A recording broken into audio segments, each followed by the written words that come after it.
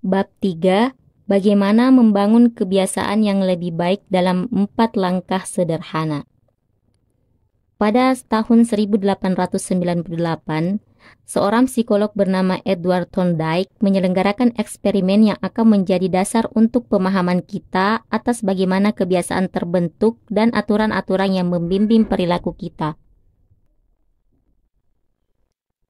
Thorndike tertarik mempelajari perilaku satwa dan mulai dengan meneliti kucing. Ia menempatkan kucing dalam alat yang dikenal sebagai kotak teka-teki.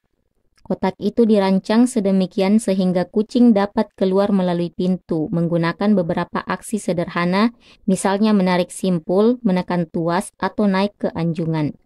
Sebagai contoh, satu kotak dilengkapi tuas yang ketika ditekan akan membuka pintu di bagian samping kotak. Begitu pintu terbuka, kucing dapat keluar dan disambut dengan semangkuk makanan. Kebanyakan kucing berusaha keluar secepat mungkin begitu dimasukkan ke kotak. Mereka mengendus-endus ke sudut, mengelurkan kaki ke bukaan, dan mencakar benda-benda yang longgar. Setelah eksplorasi selama beberapa menit, kucing-kucing itu akan secara tidak sengaja menekan tuas ajaib. Pintu terbuka dan mereka menggunakannya untuk kabur. Thorndike mengamati perilaku setiap kucing pada sejumlah eksperimen. Awalnya, satwa-satwa itu berkeliling kotak secara acak. Namun, segera setelah menekan tuas dan pintu terbuka, proses belajar dimulai. Secara bertahap, tiap kucing belajar mengaitkan aksi menekan tuas dengan imbalan dapat keluar dari kotak dan disambut dengan makanan. Setelah 20-30 kali eksperimen, perilaku ini menjadi otomatis dan menjadi kebiasaan sehingga kucing dapat kabur dalam hitungan detik. Sebagai contoh, catatan Thorndike berbunyi, kucing 12 memerlukan waktu sebanyak berikut untuk berhasil. 160 detik, 30 detik, 90 detik, 60, 15, 28, 30, 22, 11, 15, 20, 12, 10, 14, 10, 8, 8, 5, 10, 8, 6, 6, 7. Selama 3 eksperimen pertama, kucing lolos dalam waktu rata-rata 1,5 menit. Selama 3 eksperimen terakhir, kucing berhasil lolos rata-rata dalam 6,3 detik. Dengan latihan, tiap kucing melakukan makin sedikit kesalahan dan aksi mereka menjadi makin cepat serta otomatis. Alih-alih mengulang kesalahan yang sama, kucing mulai langsung menuju solusi. Dari kajian-kajiannya, Thorndike menjelaskan proses belajar dengan mengatakan, perilaku-perilaku yang disusul dengan akibat-akibat yang memuaskan cenderung berulang dan perilaku-perilaku yang disusul dengan akibat-akibat yang tidak menyenangkan lebih kecil kemungkinannya untuk diulang. Karyanya menyediakan titik awal yang sangat bagus untuk membahas bagaimana kebiasaan terbentuk dalam kehidupan kita sendiri. Karyanya juga menyediakan jawaban bagi beberapa pertanyaan mendasar seperti apa yang disebut kebiasaan dan mengapa otak repot-repot membangun semua ini. Mengapa otak membangun kebiasaan? Kebiasaan adalah perilaku yang telah diulang dengan frekuensi cukup untuk menjadi otomatis. Proses pembentukan kebiasaan dimulai dengan upaya coba-coba. Setiap kali Anda menjumpai situasi baru dalam hidup, otak Anda harus membuat keputusan. Bagaimana saya menanggapinya? Pertama kali menghadapi suatu masalah, Anda tidak yakin bagaimana memecahkannya. Seperti kucing Thorndike yang hanya mencoba-coba untuk melihat apakah suatu upaya berhasil. Aktivitas neurologis dalam otak menjadi tinggi selama periode ini. Anda dengan cermat menganalisis situasi dan membuat keputusan-keputusan sadar tentang apa yang akan dikerjakan. Anda mengumpulkan informasi sebanyak-banyaknya dan berusaha memahami semuanya. Otak sibuk mempelajari rangkaian aksi yang paling efektif. Terkadang, seperti kucing yang menekan tuas, Anda tidak sengaja menemukan solusi. Anda merasa cemas dan Anda mendapati bahwa olahraga lari membuat Anda lebih tenang. Misalnya Anda kelelahan setelah bekerja seharian dan mendapati bahwa bermain video game membuat Anda santai. Anda bereksplorasi dan terus bereksplorasi, lalu boom, imbalannya datang. Setelah menemukan imbalan yang tak terduga, kali berikutnya Anda mengubah strategi. Otak Anda langsung mulai membuat katalog tentang peristiwa-peristiwa yang mendahului imbalan itu. Tunggu sebentar, rasanya itu bagus. Apa yang kukerjakan sebelum itu? Ini lingkaran umpan balik atau feedback loop di balik semua perilaku manusia. Mencoba, gagal, belajar, mencoba cara lain. Melalui latihan, gerakan-gerakan yang tidak berguna pelan-pelan hilang dan aksi-aksi yang berguna mengalami penguatan. Begitulah kebiasaan terbentuk. Setiap kali Anda menghadapi masalah yang sama, otak mulai mengotomatiskan proses pemecahannya. Kebiasaan Anda hanyalah serangkaian solusi otomatis yang memecahkan masalah dan stres yang secara rutin Anda hadapi. Sebagaimana ditulis oleh pakar ilmu perilaku Jason Reha, kebiasaan pada dasarnya adalah solusi yang dapat diandalkan untuk masalah-masalah yang berulang di sekitar Anda. Ketika kebiasaan terbentuk, tingkat aktivitas dalam otak berkurang. Anda belajar mengunci petunjuk-petunjuk yang meramalkan kesuksesan dan menyelaraskan semua hal lain. Ketika situasi serupa muncul di kemudian hari, Anda tahu dengan pasti apa yang harus dicari. Tak perlu lagi menganalisis situasi dari segala sudut. Otak Anda langsung melompat ke proses coba-coba dan menciptakan aturan mental. Kalau begini, solusinya begitu. Uraian-uraian kognitif ini dapat diikuti secara otomatis setiap kali ada situasi yang sesuai. Sekarang, setiap kali merasa stres, Anda langsung tahu apa yang harus diperbuat. Begitu pula dari tempat kerja, Anda langsung mengambil alat kontrol video game. Pilihan yang awalnya memerlukan usaha sekarang menjadi otomatis. Kebiasaan telah terbentuk. Kebiasaan adalah jalan pintas mental yang dipelajari dari pengalaman. Boleh dibilang, kebiasaan hanyalah memori tentang langkah-langkah yang pernah Anda ambil untuk memecahkan masalah pada masa sebelumnya. Setiap kali kondisinya tepat, Anda dapat mengambil memori ini dan secara otomatis menerapkan solusi yang sama. Alasan utama otak mengingat masa lalu adalah untuk membuat prediksi yang lebih baik tentang apa yang bisa berhasil di masa mendatang. Pembentukan kebiasaan sangat berguna karena pikiran sadar adalah sumber kemacetan dalam otak. Otak hanya dapat memperhatikan masalah satu demi satu. Akibatnya, otak Anda selalu berusaha mengawetkan perhatian sadar untuk tugas apapun yang paling penting. Setiap kali dimungkinkan, pikiran sadar senang mendelegasikan tugas pada pikiran bawah sadar untuk bekerja secara otomatis. Ini tepatnya yang terjadi ketika kebiasaan terbentuk. Kebiasaan mengurangi beban kognitif dan membebaskan kapasitas mental sehingga Anda dapat mengalokasikan perhatian pada tugas-tugas lain.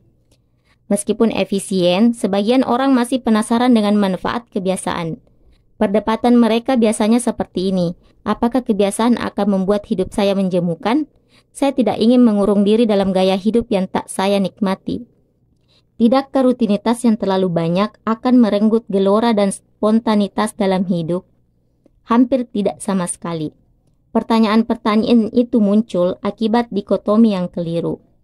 Hal itu membuat Anda berpikir tentang mana yang harus Anda pilih antara membangun kebiasaan dan meraih kebebasan.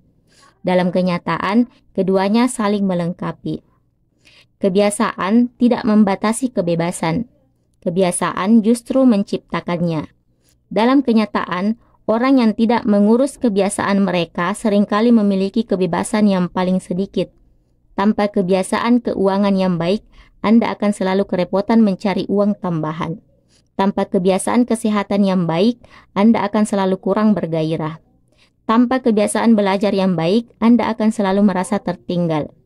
Bila selalu dipaksa membuat keputusan untuk tugas-tugas sederhana, kapan aku harus berolahraga, kemana aku harus menulis, kapan aku harus membayar tagihan, berarti Anda mempunyai jatah kebebasan yang lebih sedikit. Hanya dengan membuat hal-hal mendasar dalam hidup lebih mudah, Anda dapat menciptakan ruang mental yang diperlukan untuk berpikir bebas dan kreativitas. Sebaliknya, ketika kebiasaan-kebiasaan Anda sudah mapan dan hal-hal dasar dalam hidup sudah tertangani dengan baik, pikiran Anda bebas untuk berfokus pada tantangan-tantangan baru dan menguasai kumpulan masalah berikutnya. Membangun kebiasaan pada masa sekarang memungkinkan Anda melakukan lebih banyak hal yang Anda inginkan di masa mendatang. Pengetahuan tentang cara kerja kebiasaan. Proses membangun kebiasaan dapat dibagi menjadi 4 langkah sederhana. Mendapatkan petunjuk atau cue, menumbuhkan gairah, craving, menanggapi, respons, dan menikmati hasil atau reward. Menguraikan sesuatu ke dalam komponen-komponen mendasar ini dapat memudahkan kita memahami apa kebiasaan itu, bagaimana cara kerjanya, dan bagaimana meningkatkannya. Nah, untuk gambar 5 ini penjelasannya, semua kebiasaan berkembang melalui 4 tahap dengan urutan yang sama. Mendapatkan petunjuk, menumbuhkan gairah, dan menanggapi, kemudian menikmati hasil. Pada 4 langkah ini merupakan tulang punggung setiap kebiasaan dan otak Anda melewati langkah-langkah ini dengan urutan yang sama setiap waktu. Pertama, ada petunjuk. Petunjuk itu memicu otak untuk memulai perilaku. Inilah informasi kecil yang meramalkan imbalan. Nenek moyang prasejarah kita memberi perhatian pada petunjuk-petunjuk yang mengisyaratkan lokasi imbalan pokok seperti makanan, air, dan seks. Sekarang kita menghabiskan sebagian besar waktu untuk mencari petunjuk-petunjuk yang meramalkan ganjaran sekunder seperti uang dan kemasyhuran, kekuasaan dan status, pujian dan persetujuan, cinta dan persahabatan, atau perasaan tentang kepuasan pribadi. Tentu saja, pencarian-pencarian ini secara tidak langsung juga meningkatkan peluang kita untuk bertahan hidup dan bereproduksi, yang menjadi motif lebih dalam di balik segala sesuatu yang kita lakukan. Pikiran Anda terus menganalisis situasi Anda, baik internal maupun eksternal, untuk mendapatkan petunjuk tentang letak suatu ganjaran. Karena petunjuk itu merupakan indikator pertama yang dekat dengan ganjaran, wajar kalau hal ini membangkitkan gairah. Gairah adalah tahap kedua, dan gairah atau nafsu menjadi kekuatan penggerak di balik setiap kebiasaan. Tanpa motivasi atau nafsu di tingkat tertentu, tanpa gairah untuk berubah, kita tidak memiliki alasan untuk beraksi. Yang Anda gairahkan bukan kebiasaan itu sendiri, melainkan perubahan situasi yang diberikannya. Anda tidak ingin merokok karena rokok itu Anda ingin sekali mendapatkan rasa lega yang diberikannya. Anda bukan termotivasi oleh aksi menggosok gigi, melainkan oleh rasa nyaman ketika mulut Anda bersih. Anda bukan bergairah untuk menyalakan televisi, Anda mendambakan hiburan. Menurut teori, suatu informasi dapat memicu gairah, tapi dalam praktiknya orang tidak termotivasi oleh petunjuk yang sama. Bagi seorang penjudi, bunyi mesin togel dapat menjadi pemicu kuat yang menyurut gelombang nafsu luar biasa. Bagi orang yang jarang berjudi, lagu dan bunyi khas kasino hanya semacam bunyi bising di latar belakang. Petunjuk tidak bermakna sampai orang berhasil menafsirkannya. Pikiran, perasaan, dan emosi sang pengamatlah yang mengubah petunjuk menjadi gairah. Langkah ketiga adalah menanggapi. Tanggapan adalah kebiasaan sesungguhnya yang Anda lakukan, yang dapat berwujud pikiran atau aksi.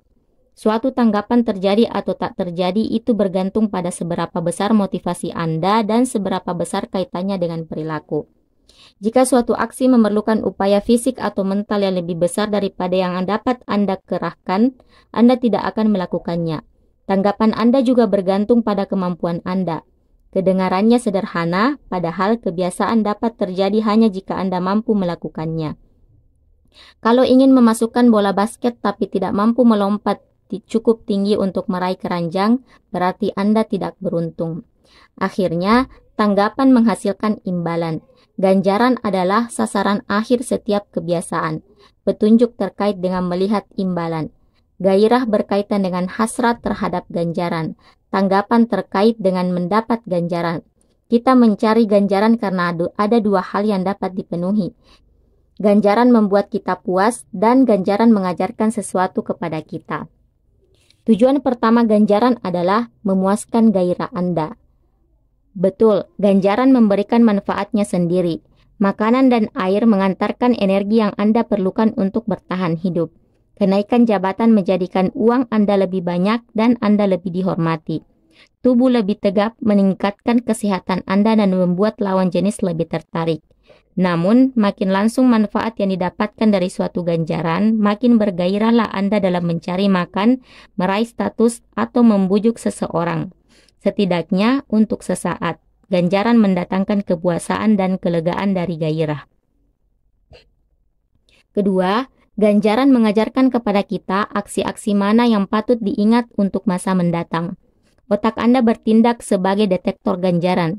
Ketika Anda menjalani hidup, sistem saraf sensoris Anda terus memantau aksi-aksi mana yang memuaskan hasrat Anda dan memberikan kenikmatan.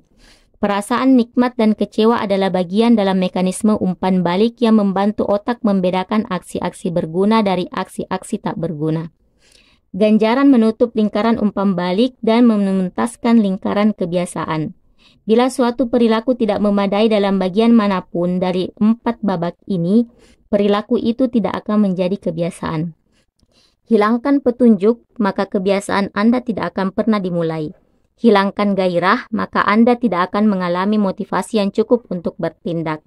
Buat perilaku menjadi sulit, maka Anda tidak akan mampu melakukannya. Dan bila ganjaran gagal memuaskan hasrat, Anda tidak akan mempunyai alasan untuk melakukannya lagi pada masa mendatang. Tanpa 3 langkah pertama, perilaku tidak akan terjadi. Kalau tidak keempatnya, perilaku tidak akan berulang.